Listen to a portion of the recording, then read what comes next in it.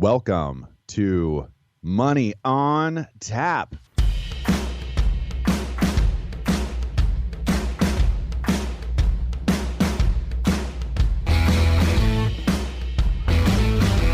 Money on Tap, your personal finance headquarters, where we bring out the professionals' experience and some fun in what we call three-dimensional investing, utilizing insurance, brokerage, and fee-based planning. That's what we do on this show. We look at all sides of the issues, and we bring a fully independent planning perspective to the table. Welcome back. You're listening to Money on Tap. You can reach us at 855-226-8551 or info@yourmoneyontap.com. My name's Seth Cressman, and I'm joined here again with Ben Brayshaw, Dan Mickelin. How are you guys today? I'm doing good. I'm still recovering from show prep. Wish we were recording that. That would have been an interesting one, but it was it was a good time. Yeah, I'm doing great, Seth. How are you doing today? Amazing. Good. Amazing. Let's not ask Dan. Let's not talk to Dan about that today. Yeah, it'll be better next week. How are you doing, Dan? I'm doing great. I am doing great. Looking forward to the show. I think we've got some interesting stuff. I think a lot of people are probably, feeling pretty boozed by the recent turn in the market, but there's reasons for optimism, so we're going to dig into that. I'm so glad that you said that, Dan. I really appreciate being able to be optimistic, and I think just in life in general, right? If you want to turn on a show that's going to tell you the worst, go to the news. It's there all day long. CNN. If you want to hear the best of what is yet to come or what this life has to offer, stay tuned. You're listening to Money on Tap.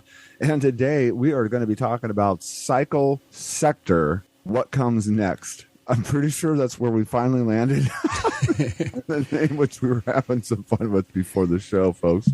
If you're not familiar with cycles of our economy or cycles of the market and sectors of the market, we are going to bring together with fireworks, not fire and brimstone, but just fireworks around this show's topic today. And we cannot wait to bring more to you. But Ben, you're on the edge of your seat. I'm just going to step back and.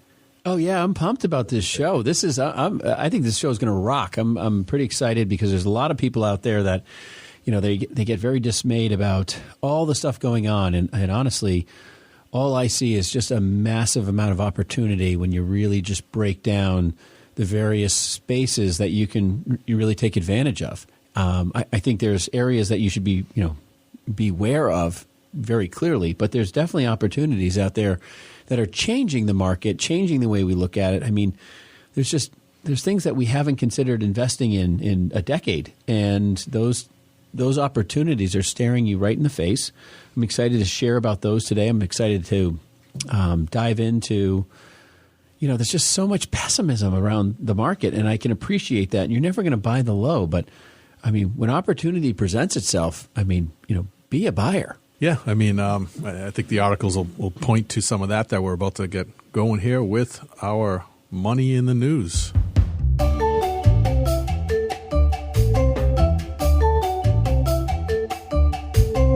Rich young professionals flee New York, California in droves. Study by Ariel Zilber. So, of course, the title there was a heck of a lot of fun. Thank you so much for bringing us this in the Money in the News. New York, California, and Illinois lost thousands of rich young professionals who led Democratic-run states for low tax havens like Texas and Florida, according to the study. Imagine that. Now that you have money and are getting taxed, like you've heard others talk about, I'm sure, what happens when you start making a little bit of dough. Uncle Sam gets in there and says, let's go ahead and let's take care of that for you. And they don't appreciate it. And they're finding ways that they can fluctuate or augment their income and lowering their tax basis. Believe it or not, folks, if you can pay less in your taxes, you wind up keeping more money. This doesn't surprise me in the slightest, and we've been hearing about it obviously for quite a while. We have so many clients in California. It's just crazy because of all the tax planning work that we do around investing and trying to mitigate taxes that people pay. Word gets around. So we do a lot of that. I don't know if this is actually true, but I always used to say I think I have more clients in California than Concord, New Hampshire, where I live, just because there's just so many people in California we work with. The taxes are horrendous there, and I think people are really starting to say, "What am I paying all these taxes for?" I'm still in kind of a quasi lockdown state. I mean, it's the liberal agenda is just overwhelmingly, in your face. No matter how, even if you're a Democrat, you're even off, kind of caught off guard by it. It's just gone a little too far left for most people. And then it's just a lot of moving parts. So people are just fleeing these states they're saying, hey, listen, I don't want to pay these taxes. I'm looking to move. But it's interesting, and, it's just the amount of people that are moving. It's astronomical when you really start breaking through the numbers. Yeah, and this article is focusing on a particular segment, right? It's people 35 years and younger who are making $100,000 or more, at their jobs. So they're looking at this particular demographic and using it, first just tracking what they're doing and how they've moved. But I think it's an indicator, kind of a forward-looking indicator as to, what's to come from these local economies. And, I think for these states that are charging the higher taxes, if they want to maintain that tax base that, is their revenue source, they're going to have to start making some concessions and considerations around this. But the article pointed out a couple of things that I thought were interesting, and it isn't all chalked up to local politics, although I would say that's a significant portion here. I mean, there's too much of a trend for it to be denied. But Illinois came in third, and they specifically referenced the outrageous crime rate in Chicago and how a couple major corporations have pulled out. So you figure the talent's going to leave with them, of course. Of course. And then you had the whole notion of the work from home thing, and the states that had the largest uptake of these people on the move out of California, Illinois, and New York were Texas and Florida, right? So leaving Democrat-run states, headed to Republican-run states, better taxes, but also able to maintain the beach feel, right? And a lot of these people are probably in the work from home community, or at least some measurable percentage of them. So they're able to leave California, but pay less taxes and stay by the ocean. Well, I think I think the article just references, and I know it's great that they're talking about kind of that millennial, wealthy or group of people, and those are the people that are kind of driving our next workforce. They're the next CEOs, the executives, the VPs. That's really where that's going to come from. But I think what's really interesting is Moody Analytics actually said that since February of 2021, 46 million people moved to a different state zip code. I mean, different zip code, I should say. So, I mean, that could be within a state, unfortunately. Like, we don't really know how many people, but that's 46 million. Yeah. That's like 15% of our country. Yeah, this is the GOP-run states added 341,000 jobs in the last 2 years. And in that same period, blue states lost 1.3 million jobs. Yeah. So, I mean, there's the numbers just tell the story. I mean, there's no way to sugarcoat that. I mean, 20 years ago, 9/11, I remember I was driving into New York City, and I was on 84 heading west, and heard about the first plane hitting the tower, and just got off the next exit and turned around, called my wife and said, we're not moving to New York. I mean, there's been a lot of these kind of like, don't move to a blue state kind of conversations in this world, unfortunately. And so this, I think, this kind of solidified a lot of people on, I remember talking to my brother-in-law, Tim, and he was just saying, he's like, I never really thought the governor's race was really that critical in my everyday living. And now it really is. Like, I never thought that, the local and town people would be so important in my voting. I really didn't pay a lot of attention to it. And he's right. I really didn't give it the same fair shake of, what do these people stand for? And when the time comes, these people get, tragedy, crisis comes, these people get real power. And that's something to be aware of. And I think these states are, reaping the ramifications of those decisions. Massachusetts was listed here too, where had a significant outflow, a net outflow of about 2,000 people in this demographic. In us here in New Hampshire, see a lot of those people come across the border. And unrelated to this, I just actually read this article this morning. It was interesting, and we didn't even include this in the show prep, but it was an article about the top 150 safest cities in the U.S., and Nashua, New Hampshire came in number 2. And Manchester, believe it or not, was number 25, which I found kind of shocking, actually. Manchester's 25? It's even made the list? City. Yeah, 25th safest city. I don't want to walk around Manchester too often myself. But anyway, interesting to read. And think about the tree streets, and I'm not going there for anything. Yeah. So. Yeah, Nashua number 2. So anyway, it's people from Massachusetts, these young earners coming across the border for a better tax base. We're used to hearing that. I mean, that's been a long-running story, but no, sounds like that trend's going to continue. And next up, we have an article here from CNN. Don't worry, there's still hope for the stock market. And this is from Paul LaMonica. This article, I think, I found interesting because it references a little bit of where we've been, which ties into the show topic, and talks about some of the the downfall we've seen and kind of lack of performance in the market, but gives us some pretty positive indicators looking forward as to what we can hope for and expect. And really the key thing is here, is hitting at the volatility. I mean, we've seen a lot of seesaw back and forth action in the market, some huge days down and followed up by big days up. But in particular, the article points to 2 major positive performance days that we've had, and how that's an indicator looking forward that the market will do better. So it could be a sign that the bear market hit the bottom when the S&P surged by 5.7% in 2 days over the last couple of weeks. So when we have a situation where the market has these majorly up days, if you look forward 6 and 12 months down the road when that's happened in the past, the market has always been higher. So I think that's the good news that they're pointing to, is that we've got a couple of similar days' performance that have been a leading indicator for forward-looking growth. Yeah, I think, the thing is people get really, really excited about the market moving, and then all of a sudden you're like, oh, did I miss it? Do I need to buy something right now? This thing is still cheap. I think that's where stability in your purchasing is missing when people start chasing moving markets. You have to look at an asset and say, do I think that this is a good value at its current offering? Do I think that, this is where I would really be happy with an entry point no matter what? And does my time horizon afford me the ability to get through whatever rough roads that we're dealing with here? I think that's the piece that misses in a lot of people who are managing their own money, is really just making a good assessment on a company or a stock or whatever. I usually tell people that in this kind of unforgiving market, because that's really what it is, right? You buy something, all of a sudden, next thing you know, it's down, and you're scared. Did I make a mistake? The unforgiving market really plays best with a stock that's paying dividends. I really find high yield stocks are, and even if it's not a high yield stock, if you're still buying more of that stock as the market's going down, and you're using those dividends to buy more of that stock because you believe in the company, you think, hey, this is a good long term hold. Even if I'm never going to buy the bottom, which no one is, okay? Those bottoms and highs are made by large purchases or large sells that happen all at once, and it's just we're dumping a company or something like that. You'll see the stock just crash. So you're never going to really ever buy the bottom or the top.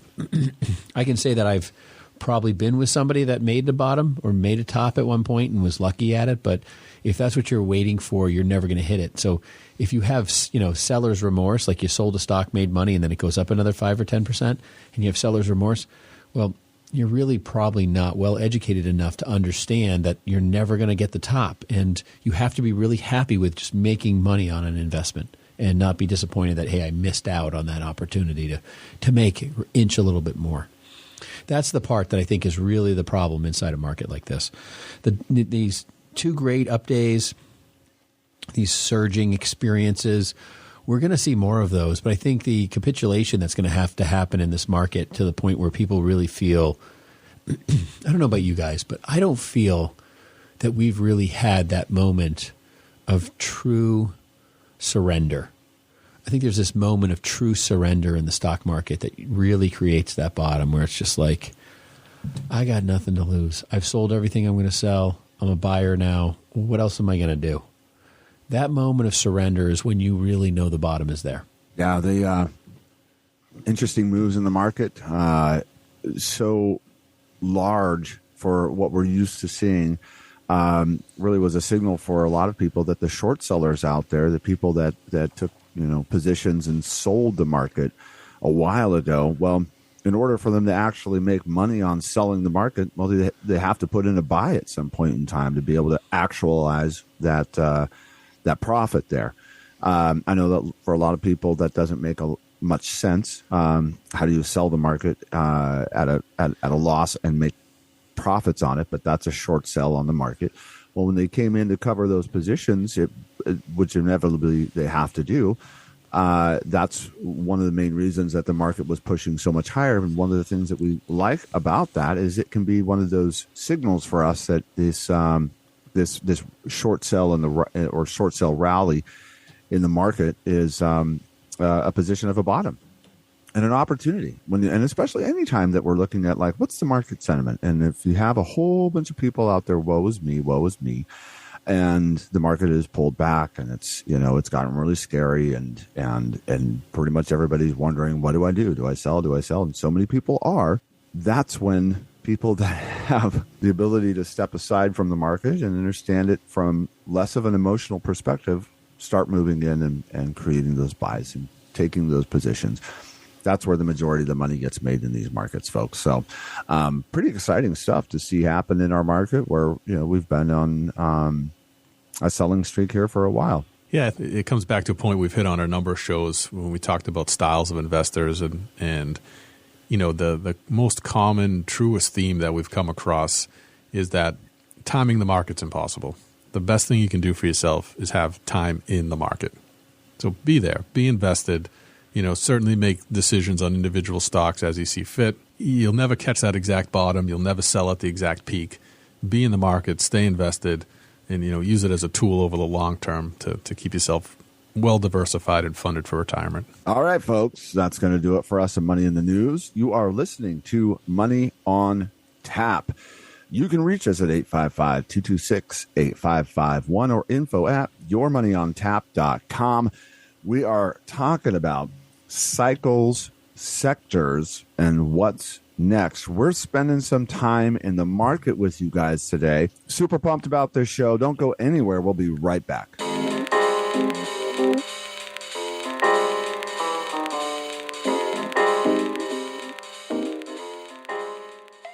Folks, we have a lot of fun doing this show, Money on Tap, and Ben and I have been financial planners for years and years, and our goal here with you is to bring you into the room, have the conversations that we have. We think these are critical conversations for you, but we understand this is a limited space. And what we'd love to do is to open the doors to you with us at Brayshaw Financial Group, so you could experience what it means to have three-dimensional planning in your life. Let's take a look at all sides of your situation, your scenario, and see how we can put together the best plan possible, taking into account your risk. How much can you have in the market? How much do we need to have set aside and doing different things for your life? That's what we do as planners, how we engage with you, and we welcome you to do that with us. You can reach us at 855-226-8551 or info@yourmoneyontap.com. Now, if you have $250,000 that are investable assets today, our planning is free to you. We want you to have the playbook to have a successful experience in retirement. Give us a call, 855-226-8551 or info@yourmoneyontap.com. Ben and I welcome you to Brayshaw Financial for complete wealth management. We appreciate you listening to Money on Tap with Ben, Seth, and Dan. You can contact us at 855-226-8551 or email us at info@yourmoneyontap.com. And now, more of this week's program.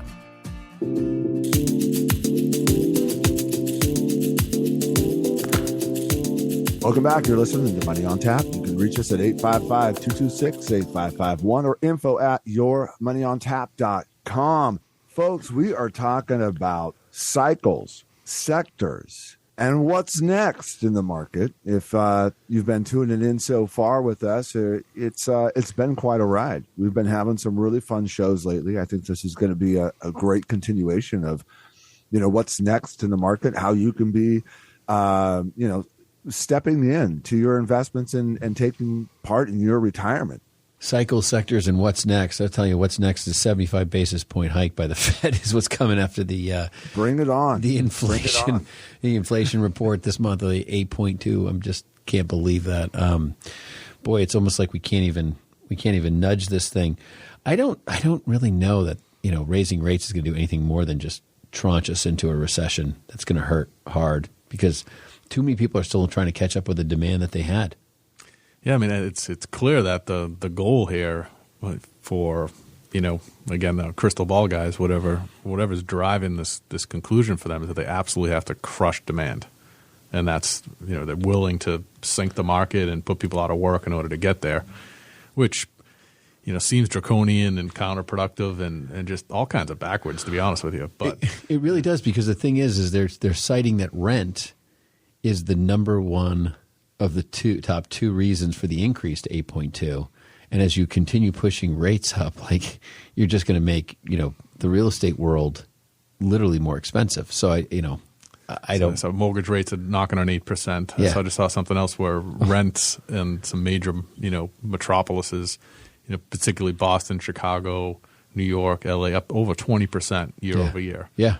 I mean, and still driving inflation and still raising rates. And then food's next. And then you start looking at the fact that you've got, the all-time high, oil and gas. I mean, hey, we're down from the top, but we're still up, 100%. So. I mean, I wonder what kind of parade they're going to throw when inflation finally drops and we're all living in poverty and homeless. Yeah. Oh, wonderful. Great. We got there finally, guys. Thanks, guys. You really did a great job printing $12 trillion. It's like we couldn't put $5 billion towards the wall in the southern border, but we can send $700 million to Ukraine. I mean, if they can print me a tent I can sleep in tonight. Guys, calm down. Calm down. You did say this was going to be a fun show, didn't you say? This went south real quick. Holy cow. Hold on to your seats, folks. We're about to launch this one. Yeah, turn us around, Seth. Let's get going. Oh, my gosh. All right. So, hey, there's a lot of different ways that you, as an investor, I got to believe that you're an investor out there. If you're listening to Money on Tap, that's what you do. You pay attention to your money. You're smart with your money. You're looking for the opportunities, and you've got a big picture, long-term plan, right? That's what our Money on Tappers are all about. Take a look at the three-dimensional perspective. Guess what? Money goes up and it comes down, right? This is a cycle. This is our industry. This is our world. And right now, you're on the big kids ride, folks. That's what you're on. And it is coming down. And you've been on it, and you've been holding on to your seat. And maybe you're like, hey, Mom, let me off. I'm ready to go somewhere else. Let's take a vacation from this. I get it. But what this is really going to bring about for us is just some really neat things for one, to do a show on. Let's get honest here. And also opportunities for this next cycle. Because guess what? You're sitting at the water cooler having that conversation with all your friends. Well, nobody out there is talking about, oh, my portfolio was $1 million and now it's 700 or whatever it was. Now, people aren't typically having that conversation at the water cooler. Everybody's talking about their winners, and we're going to give you some opportunities to step in and be a winner. But you got to take risk, folks. That's one of the things that's just going to come with it. Is there's the risk on and then there's the risk off, and we're going to hit both of them though. All right. So, which one are you? What part are you at? And let's go ahead and tackle this. So sectors, right? Are you familiar with what a sector is when we say sector in the market? Okay. Well, I'm not going to leave you flat there. We actually have everyone said yes, information for you. well, I was hoping you'd call in right now and answer that question for me. So crickets over here. Come on, people, pick up the phone 855-226-8551. Let us know. Sectors, like for instance, everybody right now that's in their car listening to us on the radio happens to be a part of that sector of transportation. All right. There's consumer staples, there's energy, there's pharmaceuticals, there's all these little, kind of compartments of our ecosystem of the market. And not every one of these, sectors is a turnaround on your financing. It's not like you can take a look and say, hey, everything in this sector is going to be a winner. Not that you thought that. But as a whole, broad market, there are some of these sectors that are going to perform better. And we'll call those right now an outperformer because pretty much everything else is, getting wiped off the map. But of these sectors, we want to dive into some of these, and we're going to see what you think. You brought up something good that just came to mind there, Seth. When you think about, for people who are just getting into it or want to have an arm's length, understanding of this and engagement to it, the best way to go would be, to buy the indexes, right? You can buy the S&P 500, you can buy the Dow Jones. But you're not diving into the sectors at that point. Correct, right? So you're buying the S&P as an example, right? That's the primary one, the 505 top companies, regardless of what sector they fall into. So that's kind of really, elementary is not the right word, but that's just kind of broad-based. I'm not really trying to pick a winner, but I'm going to ride the market mentality. The next level down would be to get into sectors, which we use ETFs to do. So if you say, listen, I got some S&P exposure, but in particular, I really like energy, or I really like technology, or I really like healthcare, you can buy an ETF that will kind of narrow your perspective and narrow your investment into companies that are only in that industry. And then when you get really fine-tuned and you really get your investment hat on, then you can pick out the individual equities where you're literally buying a single company. So it's kind of three levels of how to get invested. Index, super broad-based, sector ETFs, which are narrow but are not a singular company, is still buying a bundle of anywhere from probably 20 to 100 companies. And then there's the individual equities where you're really taking a very specific aim at one specific company and trying to get the best return out of that you can. I think as we kind of break out the sector conversation here, there's lots of sectors. Seth, you mentioned transportation, consumer staples, energy, pharmaceuticals, technology, utilities, healthcare. I mean, we can break out 1,000 different sectors if you want to get as granular as you want. The scary part about the sector space and the sector performing is that year to date the only sector that's up is energy. And it's actually down recently, but it's up 29%. So if you had all your money in energy, folks, you've made money this year. And transportation is kind of interesting because in some transportation spaces, some of these companies are up very, very large. I was reading about the one company specifically the other day is up like 250% or some crazy number. So transportation has been interesting because of the demand overflow, but then also they've already got some of their contracts situated, so they're kind of running on free money. And that's where there's kind of a little bit of overlap there is that the best part of transportation has been in the energy tanking business, right? Yeah. The tanker ships that are bringing crude all around the world, those have done the best. Yeah. So it's a transportation play, but it's a transportation company that's heavily involved in the energy markets. And I think you bring up a really good point, Dan. And so for our listeners, as you were kind of working through how should I be investing, should I be buying the indexes, just buying broad-based exposure to the S&P 500 that has everything from Apple to Delta Airlines in it, should I be really kind of working in that space across the board, or do I really just want to own technology or utilities or retail? And that kind of conversation gets a little bit more intentional around how you should be investing and what you think, what space is really going to perform. Like if you all of a sudden get into retail and all of retail crashes and people aren't shopping because it's just way too expensive, then you're going to take a bath. If oil goes from $85 a barrel to $40 a barrel, well, energy is not going to be the play for the most part. So there's a lot of moving parts. As sectors create a different level or different type of risk that broad-based, necessarily doesn't. But yet, if you were in energy, you're up 29%. If you're in the S&P, you're down 29%. Yeah. And some of these energy companies are in the S&P. So how do, and I think that's where our conversation is going to be today is, how do you know as a listener, should I be really evaluating, sector investing and whether I should be looking at broad-based and maybe some sectors that might be of interest over the next 12 to 24 months? At a glance, there are 749 sectors out there, folks. And we're going to cover all of them.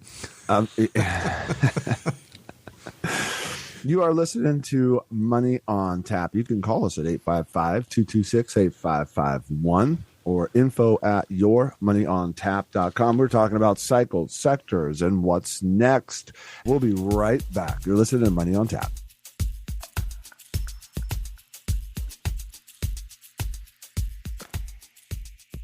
For a number of our listeners, they have a lot of questions, and you might be one of them.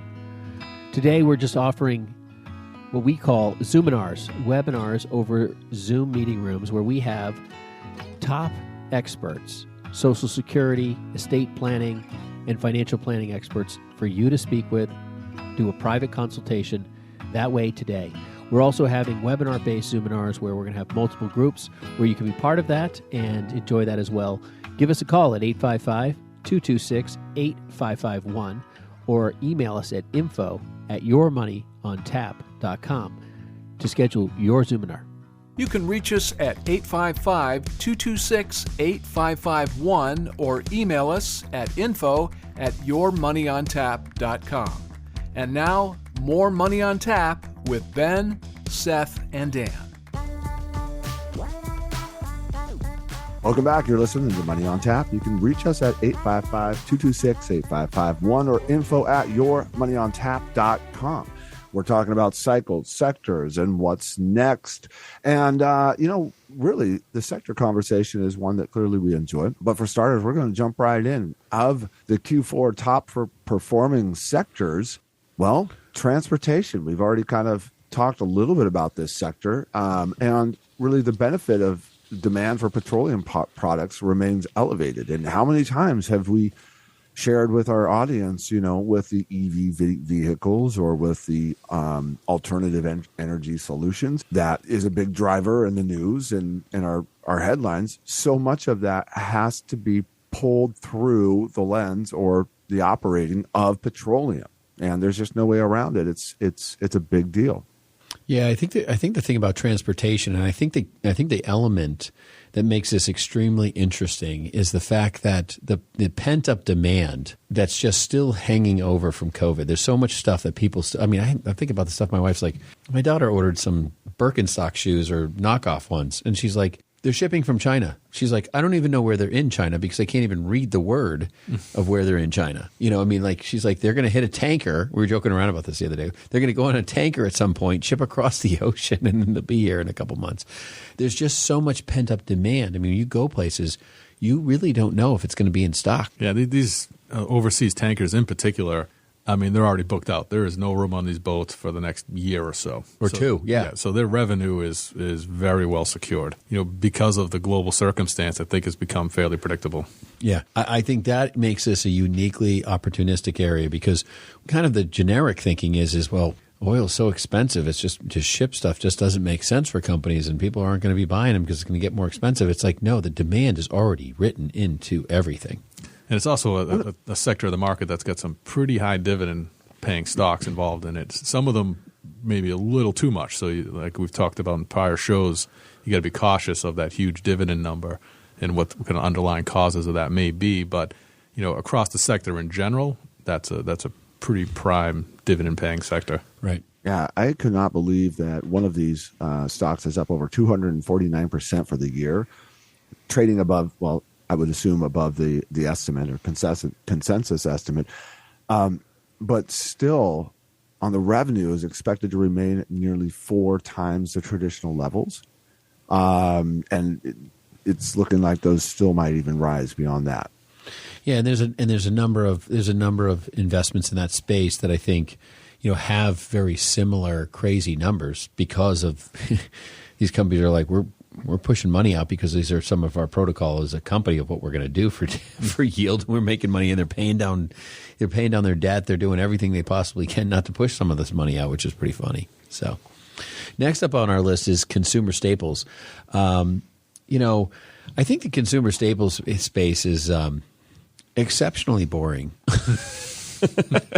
But it is, and that's for most of our listeners. No one really wants to talk about, the Costcos and the Pepsis of the world necessarily. It's kind of like, it's the mainstream, big old boy stock kind of investments.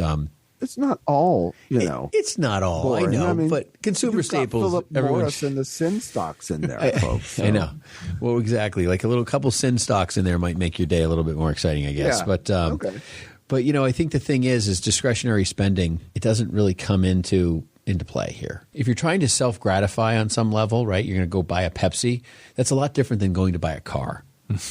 There's this kind of overall purchasing power that exists in these spaces, and people they're going to get what they need to get and how they're going to get it. And these are the everyday purchases, and those are the ones that are going to play some interest in a difficult market like now. I think it's a pretty straightforward thought when inflation's skyrocketing, the cost of living's going up, your rent is increasing, mortgage rates of taking that home purchase just off the table for you. Wherever you're at, people are seemingly tightening up on its spending. This is where the sin stock comes in. It's like some of these people are going to run down to the store and buy a pack of smokes. Right, to figure smoke them if you got them. Yeah, that's what's going to happen with some of these scenarios. So, but it's not just that. It is the Costcos of the world, the Pepsis, the Cokes.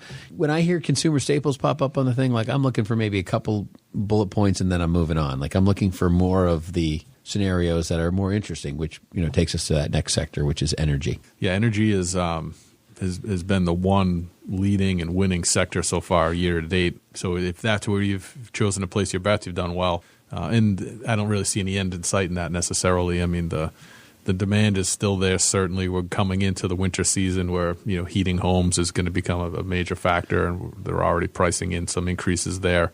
The geopolitical influence of what's going on. I mean, some of the things that we kind of keep our eyes open for, I think, as an energy investor, is this notion of capping the price of oil. I know OPEC just made a decision to lower their output, and politically we're trying to take the wood to Russia as best we can. So talking about capping the barrel of oil. So those are things to stay tuned for. I'm not exactly sure what that would do with the market with the price of energy stocks, but meanwhile, Warren Buffett's buying every ounce of Occidental Petroleum he can. I think your domestic producers are, safe as you can go. Your Exxons, your Chevrons, your Shells. I mean, nothing wrong there. But it has certainly been clearly by a long, long margin, the best performing sector. I mean, the second best performing sector was retail and it was down 7%. When the second best sector is negative, that's a tough market. Yeah, it's a tough market. Historically, too, on the energy sector, in rising rate environments, energy has been the number one outperformer as well, and it still is to date. Solid point. Next up, we have so we're talking about our kind of the best sector space we think is moving forward into the fourth quarter. Here we got pharmaceuticals. There's a lot of debate around pharmaceuticals. Big pharma. Whether you're into the vaccine world or not, I think that's probably not necessarily the focus of that I would be in. More of I kind of like the AbbVie, the Amgen. That's the space those are some of the stocks in the space that I like that area for the various medical approaches they have. Because I think with COVID kind of out of the picture, Pfizer, Moderna, they all have their space and what they're providing medically. But that kind of run on the vaccine piece it's not dead, but it's not. It doesn't have the power it had before. No, definitely. I think a lot of the sizzle's out of that, but longer term, governments are still going to buy that stuff. Absolutely. So they're going to be still stocking your CVS and your Walgreens with all the vaccines you want to get. But interestingly, there's some other plays coming around the corner with some of those companies you just mentioned there and a few others around cancer and Alzheimer's. Yeah, so and that's going to be a big one. Changing fast there. Well, I think the big debate is from the vaccine shots and all the question and concern. It was coming on Veritas and all these different things about where cancer plays inside the role of these inside the vaccines, and then the question of what Florida's doing with the medical guy in Florida. Gosh, I'm totally blanking. But anyways, he's speculating the concern of the increase of things that are coming out of some of these because of the biological makeup. Everybody's physically different, and this is opening up doors that people haven't seen before. So what is that going to do for pharma? I mean, hey, if you have a problem, you got to fix it. So that's going to create a whole nother medical sale. And here, I was just going to say, here in America, the fix is another drug. Exactly. And that's what they're happy to supply. So, I was just going to say on the pharma side, why is it recession proof for the most part? Or historically has been, and it is because of the supply and demand. I mean, it's when you think of what's going on when I think it's hilarious that people go buy PepsiCo when they don't have as much money as they did the day before, but that's the way they're running their numbers. But when you have a need like your health, you're going to pay the money. You're going to go and you're going to get the drug. And then the other side of that is that what you were talking about was the pipeline part, because these pipelines, they're continuing to fill them.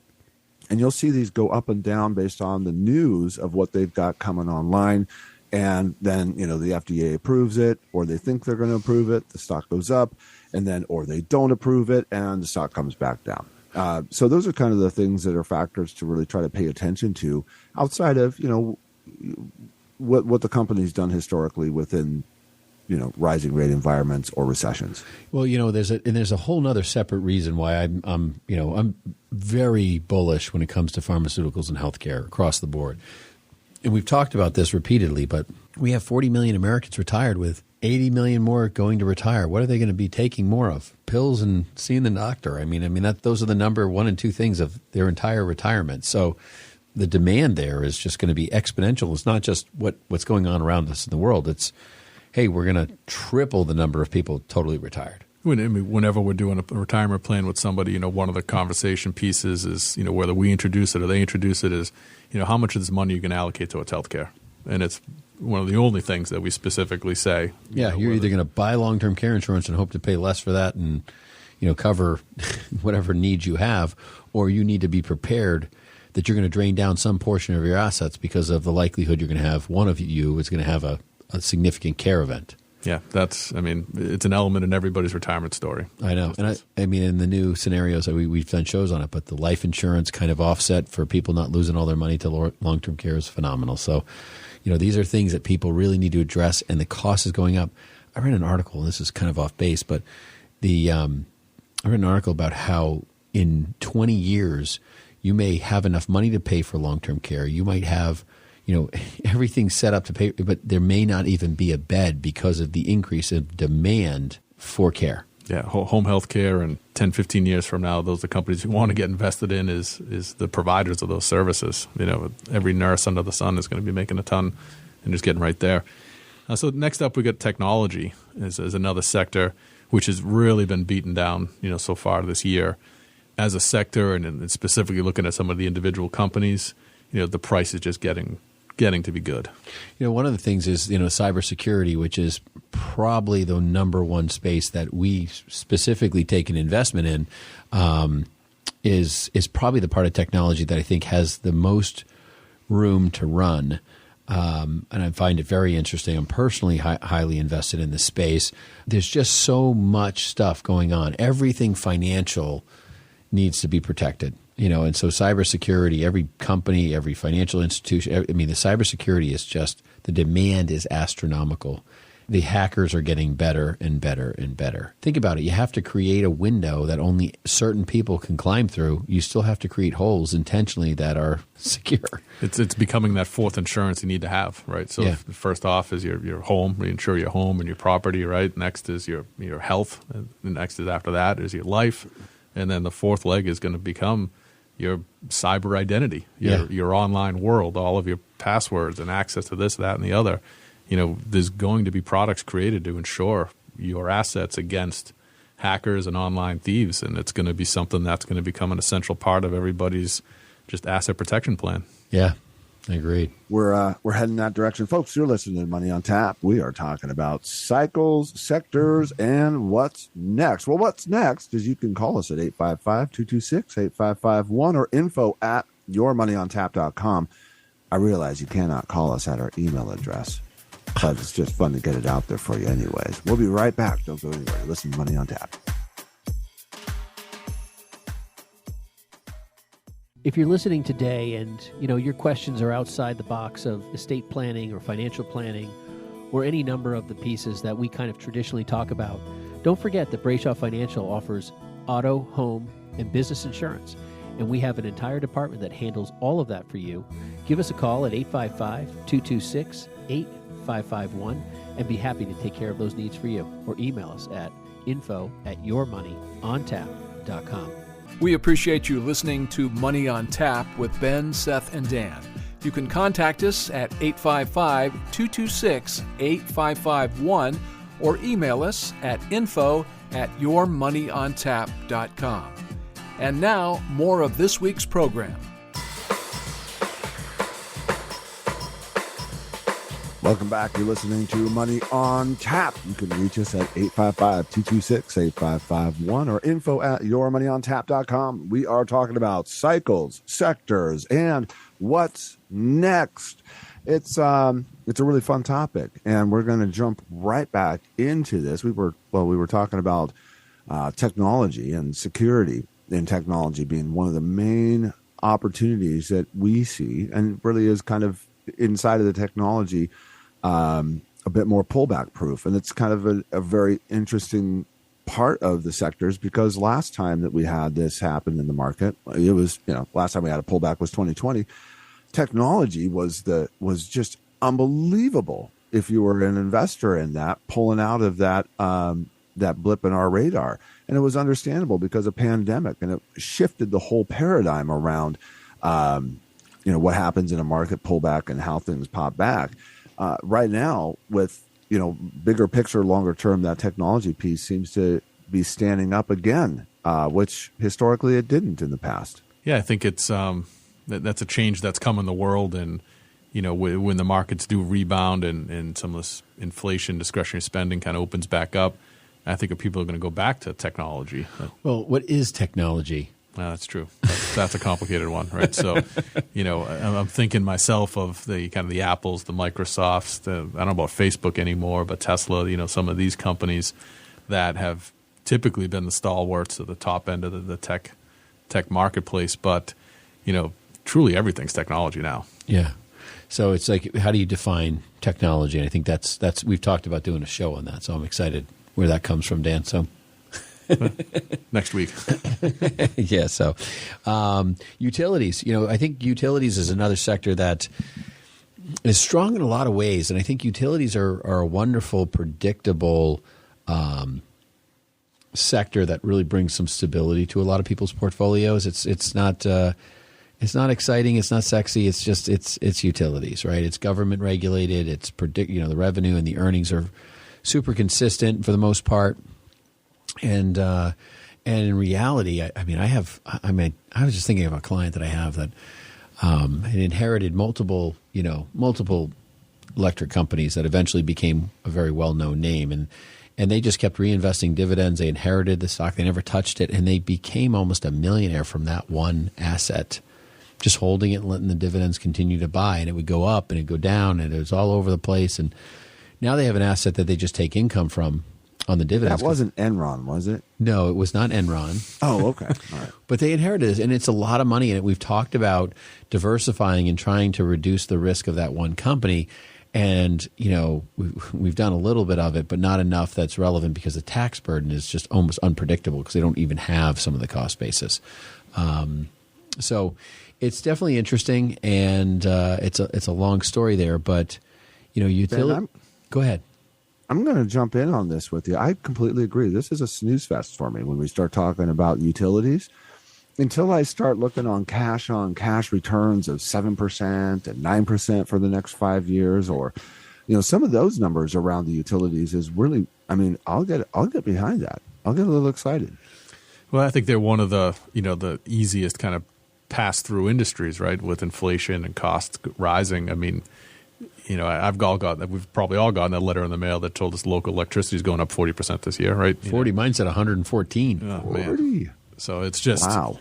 It's one of those things that, it should probably be almost a consumer staple, right? It's kind of got to have it, in that sense where, well, you do now. You need electricity. You need electricity and you need internet. Yeah. It's like, without those. Yeah, it's a utility. I'm not a socialist until it comes to utilities. Now I think we should rethink this whole thing. Well, that's why it's government regulated. Well, so kind of the last sector we did touch on this briefly was healthcare. I think in healthcare between pharmaceuticals is a little different, but there's a lot of it. There's a lot of interesting opportunity, I think, in healthcare. Healthcare has taken a significant bath, and in the investment side, and I think you can see, some massive losses in certain areas of the healthcare space that I think over the next 20 years are going to be, the demand is going to be astronomical. I think in healthcare we can look for some consolidation too between hospitals and insurers. I think there's going to be some winners and losers there, and there's going to be a lot of consolidation in that sector. Well, I'm glad we actually got here, because I was having a hard time not talking about healthcare when we were talking about technology. And that's one of the things, like the subsectors of the technology world, this being one of them. It's going to be really amazing. Now, I think some of the best technologies that are coming to us are really around the service of the people, the people's needs. And we have that that story that Ben was talking about of our aging population coming through Americas, where people have some real needs, and technology being one of those places that there's needs are going to be fulfilled.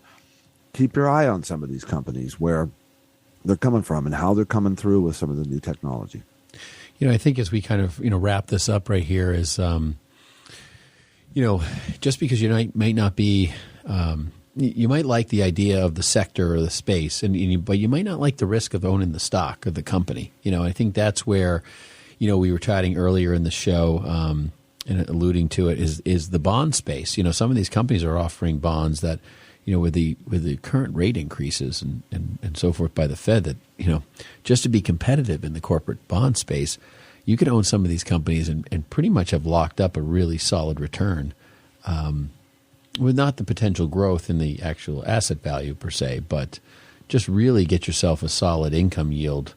If the company is like, hey, I really like this utility, or I really like this healthcare space, the stock itself has a low dividend, but I think that's where I really want to be. Maybe you take a bond position and inject a higher yield in your retirement. Yeah, I think in our dividend portfolios, we've tend to target, at least in the last few years, 4% is a great number. You can get 4% in a 10-year Treasury now. Yeah, that's considered a no risk investment, although that's questionable. But in general, 4% on a 10-year bond, if you're willing to hold it for 10, you'll lose nothing and you get your 4%. Yeah, and I think that conversation really changes as you start going into, these corporate bonds. And then, I'm not necessarily recommending junk bonds, but as you're kind of going into that space, the cycle conversation of what we have in our title, the cycle sectors and what's next, is the fact that for the last, 5-10 years, we've been talking about how bonds have basically been an anchor behind a portfolio. You have a 60-40 portfolio, 40% of it's sitting in bonds, and you're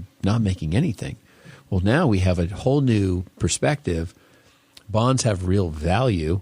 I think we're going to see a peak in bonds over the next quarter or two, and I think then we're going to start seeing some potential tapering or at least flattening, because people are going to project that yields are going to go down over the next 5 or 10 years, and that will force future bond rates down. So I think there's some real opportunity in the bond space that hasn't really been part of the conversation for the last decade. No, when you're looking at what we kind of open the show with, or the segment with, virtually every sector of the equity world down, except for one. Bonds is a place where you can go and at least garner some kind of a return that's positive. And there's some other safe money kind of opportunities out there as well, where if you just want to take a breather from the market, or you've come into some new money and you just don't really think we're at bottom yet and don't want to dive into that.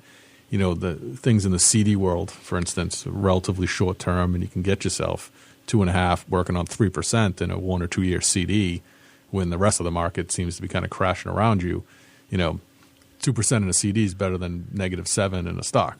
Well, I would one up you on that conversation, because we've chatted about annuities over the last few shows, and right now in a 5-year fixed annuity, guaranteed 5% rate of return each year. Yeah, I haven't seen that in forever, and that's crazy. I haven't seen that locked in. Yeah, locked in 5 years, 5%. Tax deferred. That's lock a few of those in. That's something to take home with you right now, because if 5% really, and what's funny is 5% has been most retirees, guys, right? That's mostly what we talk about for income. Well, let's take 5% off your assets. Like, well, now you can get that guaranteed fixed. It's like, wow. Yeah, there's some safe strategies out there that have come into light, come into favor, that haven't been there for a while. And we talked one show a little while back about the I bond. Yeah, it was up at 9.6%. It actually is going to be issuing in November, down a little bit at 6.5%. But that's someplace where there's a limit on the investment you can put in there. Each individual can put $10,000 in. But in terms of a protected, guaranteed, safe rate, that's interesting. Now it's only good for short periods of time. And your commitment to hold that is significantly longer before you have to pay a penalty to get out of it. But if that's something that you're looking for as kind of a buoy on the sliver of a portfolio, it's a nice rate. Yeah, people talk about the back in the 70s and 80s, and crazy rates they were getting on CDs, 15, 16% or whatever. It's like people are like, I buy those all day long. It's like you're going to get to a point where rates are going to be so good that free locked in money before rates drop again, because when we hit recessionary events, they're going to be dropping rates to drive the market back up. That's what they're going to do. So, folks, you've been listening to Money on Tap, and that's going to do it for us on Cycle Sectors and What's Next. So what's next is you can reach us at 855-226-8551 or info@yourmoneyontap.com. It's been a lot of fun, you guys. Make it a great week. The views expressed are not necessarily the opinion of this radio station and should not be construed directly or indirectly as an offer to buy or sell any securities mentioned herein. Investing is subject to risks, including loss of principal invested. No strategy, product, material, or tool mentioned can assure a profit nor protect against loss. Please note that individual situations can vary. Therefore, the information, products, materials, or tools mentioned should be relied upon when coordinated with individual professional advice. Past performance is not a guarantee of future results. This show may be subsidized in whole or in part by a product sponsor or issuer. Securities and advisory services offered through SagePoint Financial Incorporated, member FINRA SIPC, and a registered investment advisor. All other services offered through Brayshaw Financial Group LLC are independent of SagePoint Financial. SagePoint Financial and Brayshaw Financial Group do not provide tax or legal advice. Main office is located at 116 South River Road, Bedford, New Hampshire, 03110, and can be reached at toll-free 855-226-8551.